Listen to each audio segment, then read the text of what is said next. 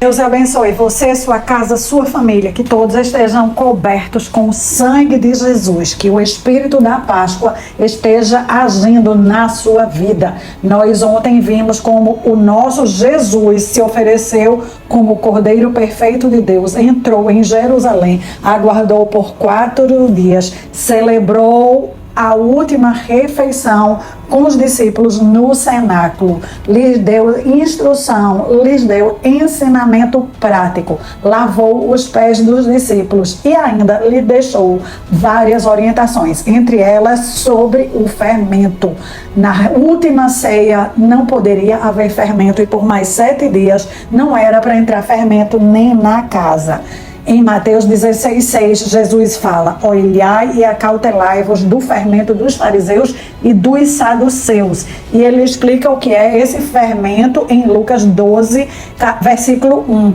Que é a hipocrisia. O fermento é a hipocrisia. Deus odeia a hipocrisia. Jesus estava ordenando aos discípulos que não usassem nunca de um discurso falso. Aquilo que eles falam, aquilo que eles ensinam, eles precisavam viver igual. 1 Coríntios 5,7, o apóstolo Paulo também fala sobre o fermento. Lançai fora o velho fermento, para que sejais uma nova massa, como sois de fato, sem fermento, pois também Cristo, o nosso Cordeiro Pascual, foi imolado. Nós precisamos aprender com Cristo a viver a vida caminhando nos pés, nas mesmas passadas, da mesma forma que Cristo viveria.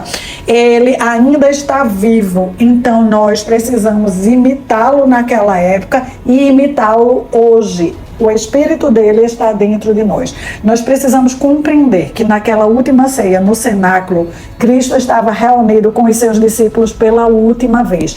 Cristo estava compreendendo tudo o que estava acontecendo.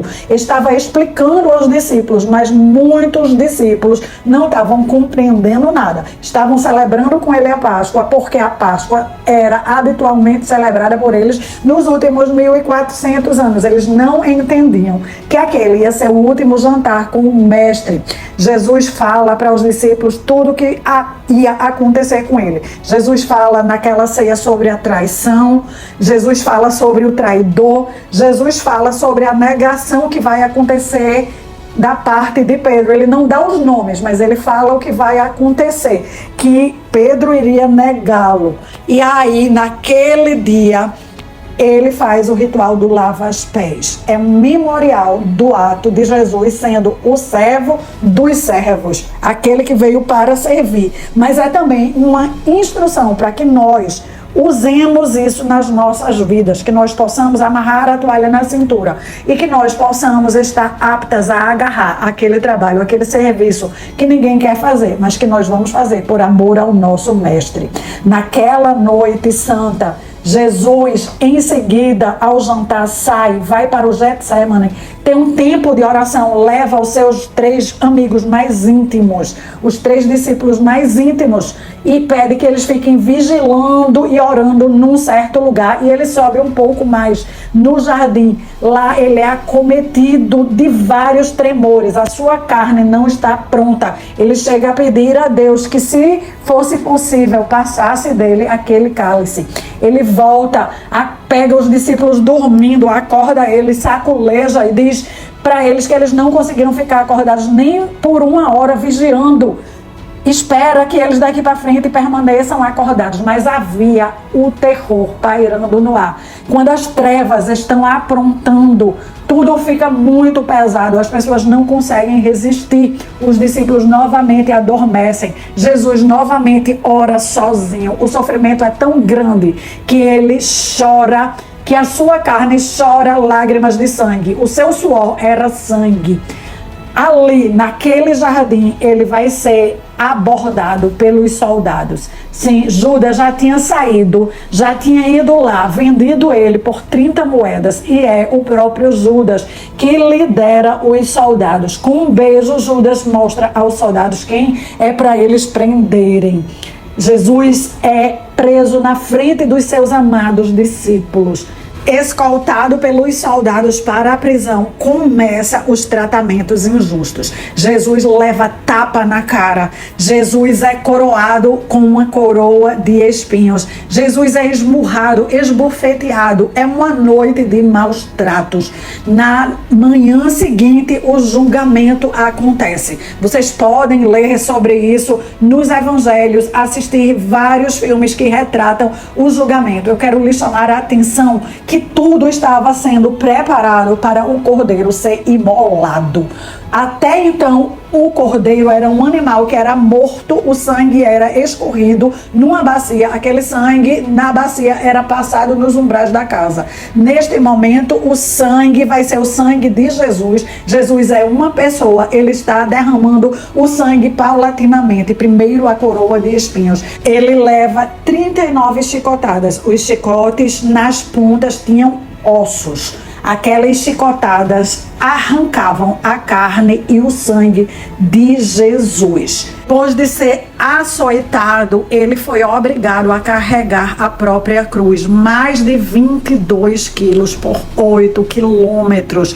Era desumano. O relato mostra que várias vezes ele caiu. Uma das vezes ele não conseguiu mais levantar. Com o peso da dor de tudo que estava acontecendo com ele e o peso daquela cruz. É neste momento que os soldados interferem, pegam um homem qualquer que ia passando, era Simão, o Cireneu, e fazem com que este homem ajude Jesus na trajetória final até o Gólgota.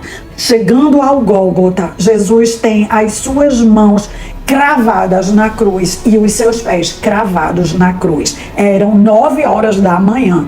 Todo esse dilema tinha começado desde antes. A última ceia foi por volta das 6 da tarde. Ele deve ter ido para o Getsemane umas 9 da noite. Umas 10, 11 da noite, ele estava sendo levado para a prisão e começou a tortura. Uma noite sem dormir. Uma noite de escárnio, de tortura emocional e física.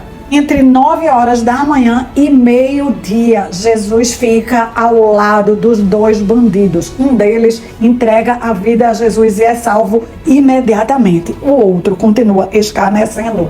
Os soldados escarneciam, o público escarnecia. Ali estava acontecendo a morte de Cristo. Meio-dia, ele entrega finalmente a sua alma ao Senhor Deus. Tudo fica escuro, um grande terremoto acontece e novamente a luz só volta a resplandecer no céu às 3 horas da tarde. Foi neste intervalo de tempo que eles perceberam que o véu do templo foi rasgado de cima a baixo. Agora não era mais privilégio do sumo sacerdote entrar no Santo dos Santos. Todas as pessoas iriam ter o privilégio de ter esse contato íntimo, de entrar ao Santo dos Santos e levar as suas próprias petições. Ali, a morte de Cristo acontece na sexta-feira, a paixão.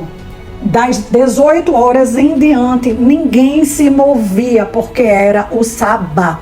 No Shabá, todos ficavam dentro de casa fazendo suas refeições. Os discípulos de Jesus estavam completamente perplexos. Por mais que Cristo tenha falado, explicado, instruído, eles não conseguiam compreender. Todos estavam mudos. Deus estava calado, quieto. Jesus estava calado, quieto, morto. No livro de Judas é que nós vemos que no sábado, para o mundo, Jesus estava calado, mas Jesus estava trabalhando. Ele viajou ao mundo dos mortos e lá ele também executou um trabalho. E acaba-se então o sábado de aleluia, abrindo espaço para o domingo da Páscoa, que é o dia da ressurreição de Cristo.